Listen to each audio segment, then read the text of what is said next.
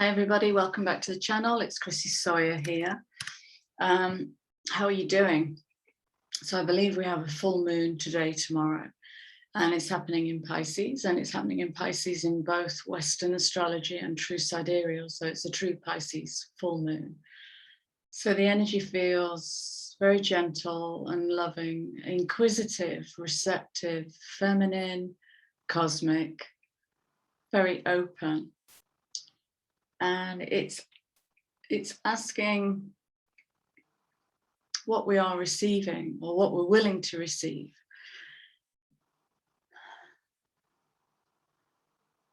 And what if something shows up in your life that doesn't look like a pearl or a golden nugget? Do you receive that as well and trust that that's part of where you're going or what you're reaching for? So it's a time of dreaming.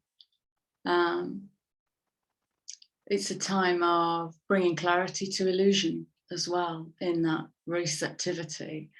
I want to do something a little bit different and just speak to this full moon. And I've no doubt that Equinox 2 will come in, because I've been sensing there's another reading coming in for the Equinox, which is within a couple of days of this.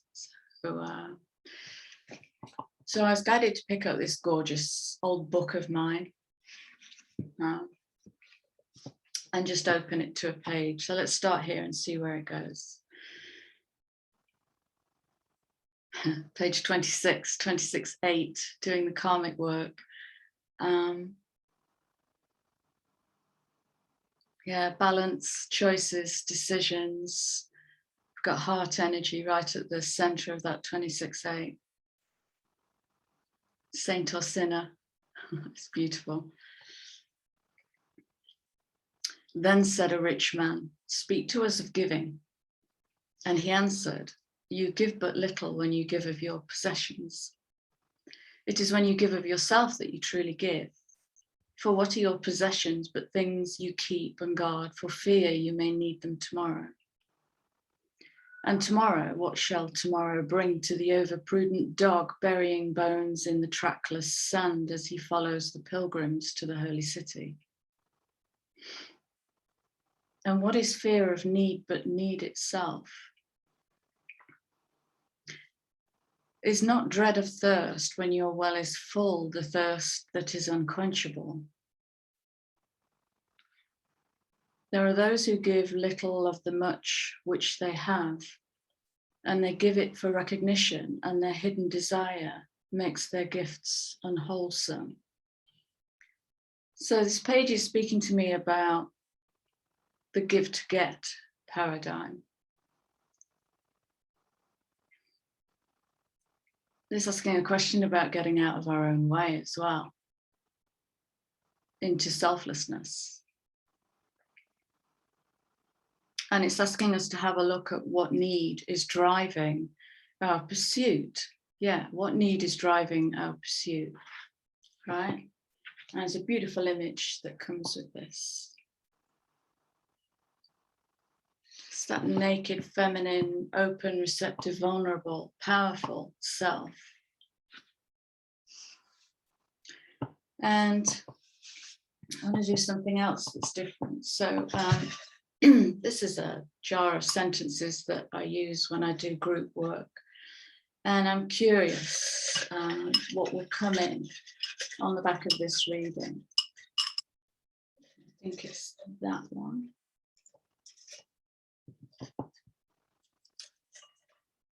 See, I'm nervous. Brilliant.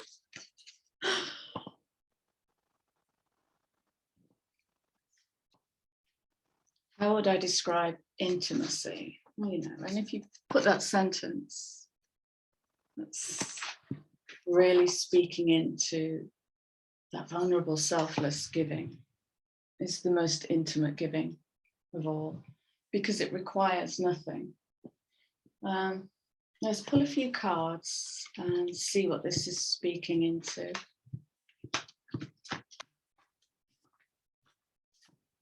Let's have some cards for the collective, please.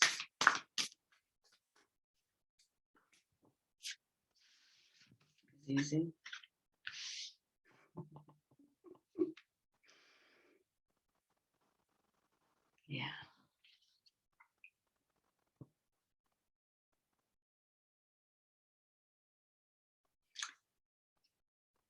when a baby sleeps, it's not worrying about what's happened in the day or what it needs to plan for tomorrow.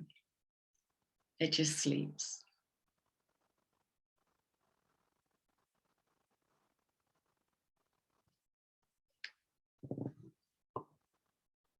And this 13.4 is speaking into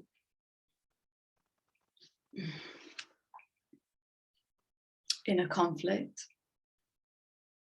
It's speaking into whatever within you might be blocking this serenity, peace, nothing to do, everything to be, just flow. It's flow state. This is feminine receptive.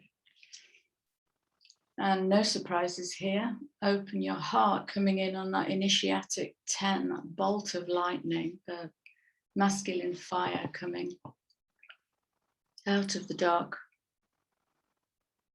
collective unconsciousness. And look at the level of surrender here.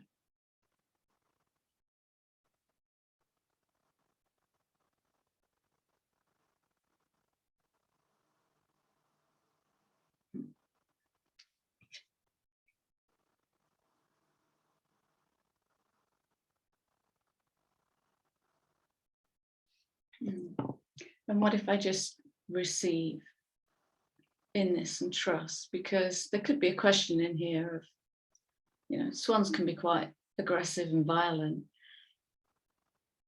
And she's just giving into it and accepting and trusting. What else?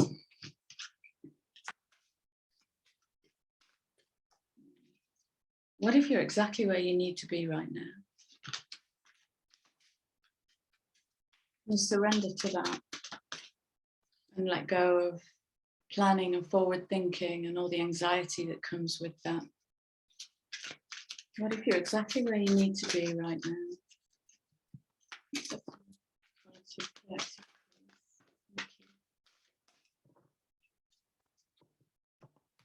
Absolutely, underlying energy is brilliance. That's the light that shines from within. That's the inner beauty, the real beauty, the beauty that lasts.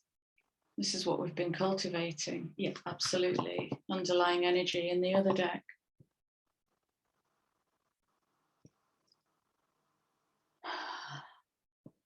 This 23.5 is the changing energy, very, very changing energy. It's really making a choice and building a new idea, if you like, a new creation of self. Redefining what self-worth is.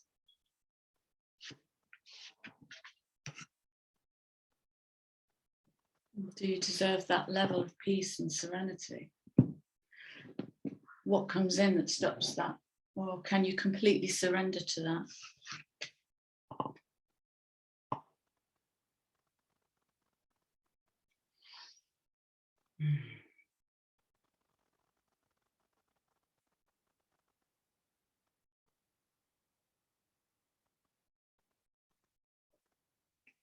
What I'm getting with these cards is what needs to be revealed will be revealed in its own good time. The eyes can only see what the mind is willing to conceive of. So it's going to ask questions about perception. And here we're in this deeply feminine, receptive energy. And when you receive something, can you perceive it? So if a new truth comes in about yourself, are you open to that? Can you surrender to that? Or will you keep regurgitating the old karmic belief, the old karmic cycle, old, bringing the past to the present and manufacturing the past?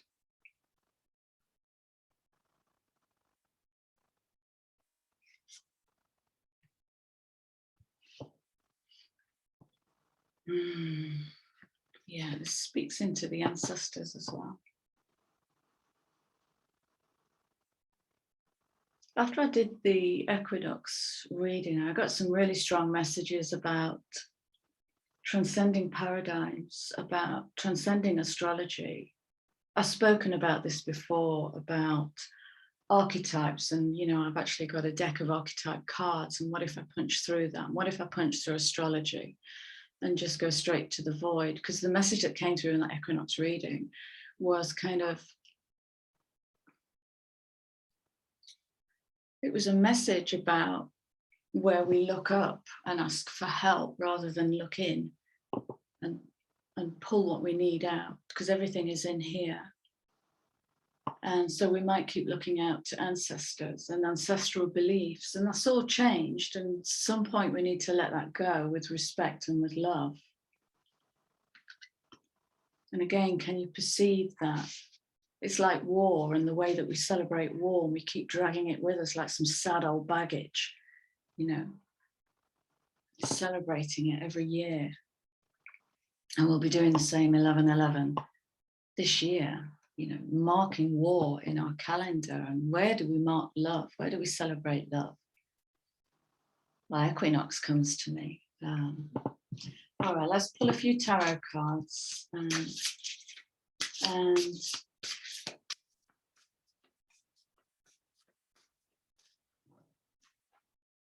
so let's address this question now of how do we describe intimacy? So where is the collective at the moment with intimacy?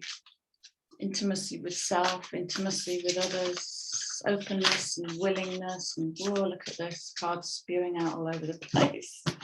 Yeah, absolutely.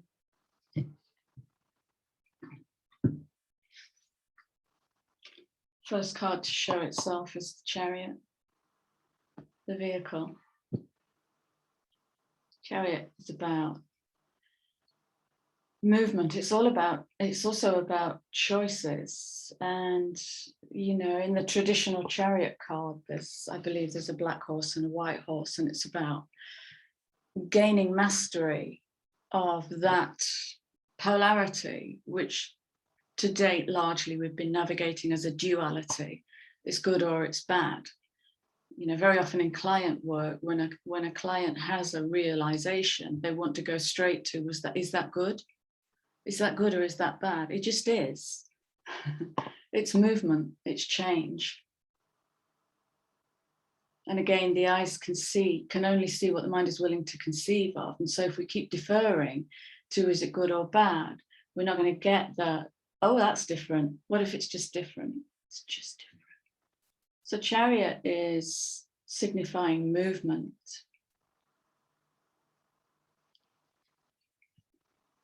Success that comes from dedication and self-discipline. Celebrating your accomplishments. And this is, in this reading there was, bear with me, is not dread of thirst when your well is full, the thirst that is unquenchable. So when it's talking about the well is full, it's asking a question about where do you celebrate your own life? If you just go back to this time last year and look at who you were and what your beliefs were, can you see change in that? Can you give yourself love for that? Well done. Well done. Let's see what these are. There's a whole clutch of cards. Yeah. Yeah, absolutely. All right, so back to the repetition, ancestral programming. It's in our DNA, okay? But we're this, these last few generations are here seemingly to turn the ship and to end the old karmic cycles of ancestry. And this is talking about unfounded fear. Very often what we bring to the present is the unfounded fear of our ancestors, because they didn't know what we know now. We know far more now from an esoteric point of view, from a scientific point of view. We know far more about what it is to be human on this planet, in these grids. We know. So this card is speaking into unfounded fear and focusing on worst case scenario. And check yourself And be honest with that. Oops. Oops. Allowing worry to grow out of proportion to the problem.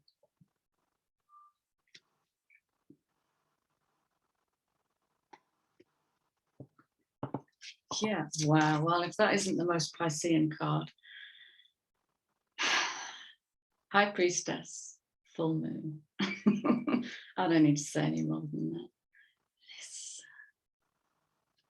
Listen.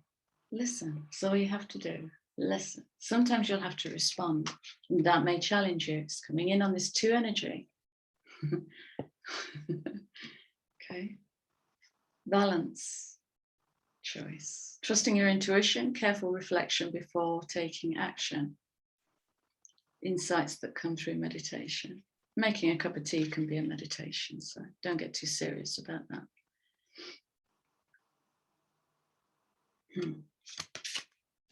Yeah, completely. I'm reading this as the 2 of Cups, which is about what are you joined at the hip to? What are you fully committed to? What is your passionate endeavor? Because this is a perfect time to really get committed to self. We're in a huge rebirth cycle. I mean, it's colossal. It's the whole collective. It's going through this massive rebirth at the moment. It's going to take a few months, but it's so beautiful. The energy is so beautiful and supportive and loving and healing. So much healing. Yeah. Yeah. Yeah. And part of the healing you'll see coming through in your relationships. You know, and if you're describing intimacy, intimacy is that level of truth that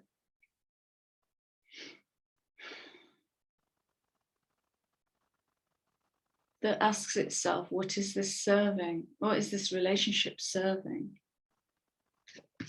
Is it serving and helping me to repeat my old beliefs?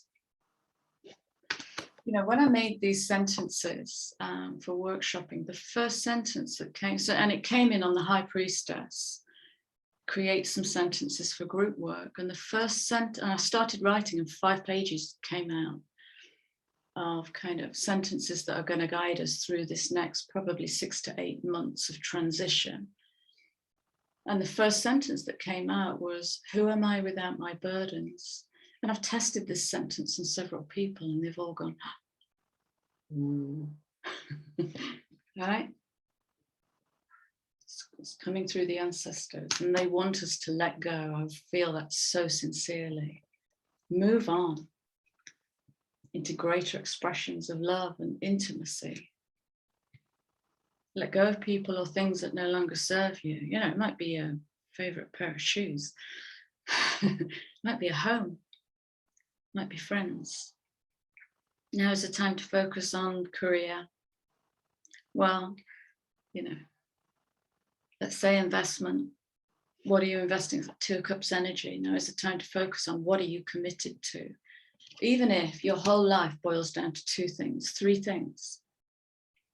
Ask yourself, what am I intimate with? Where do I get to share on an intimate level with people, places, things, feelings?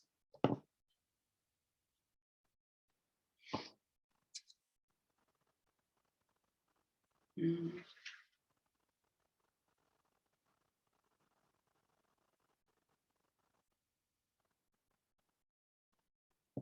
Yeah.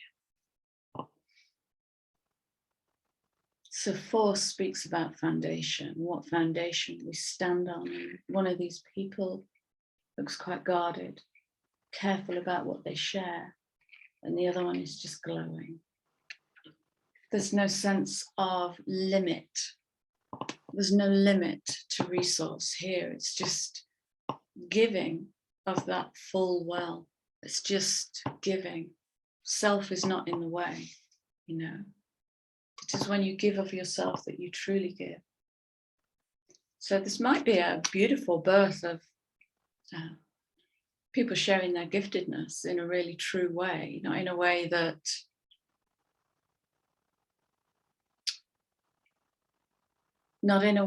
that has agenda, but in a true and unique and intimate way. And not in a way that adapts itself so it can be heard, because that's not going to change anything. It's just going to dilute it. So if you have powerful energy within you that you feel is ready to be birthed, birth it and let go of attachment to outcome. Be intimate with it in. Beautiful. Okay. That's a gorgeous message.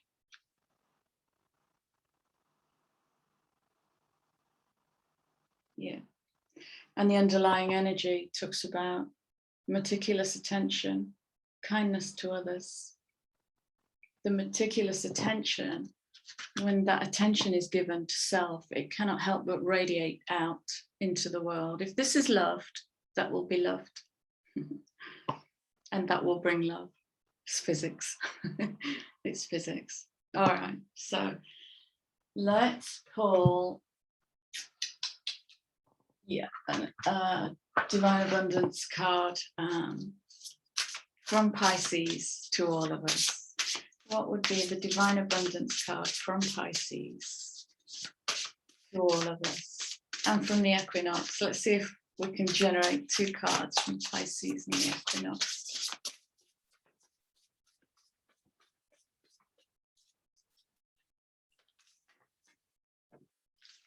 Oh, don't want all that. It's just one more.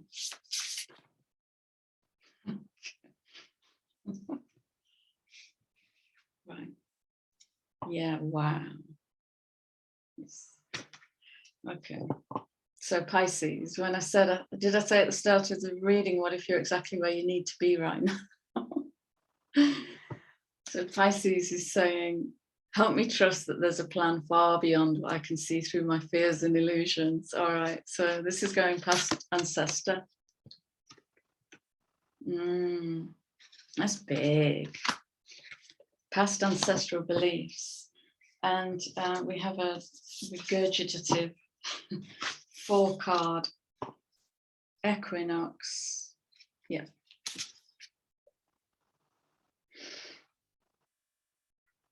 Reframing is some of the most powerful work you can do.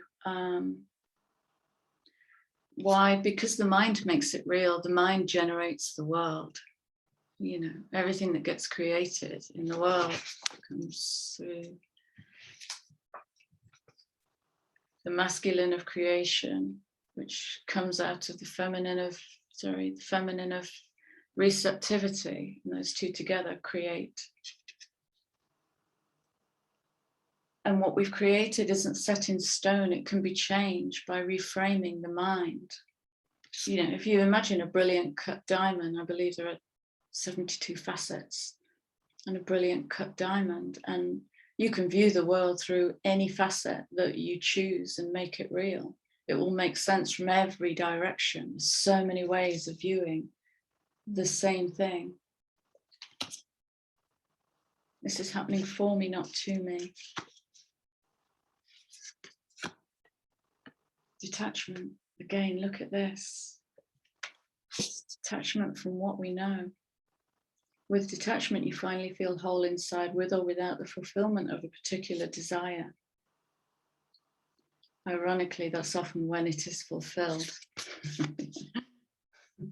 Stop seeking and you will find. I love it. Wow, gosh, yeah, absolutely.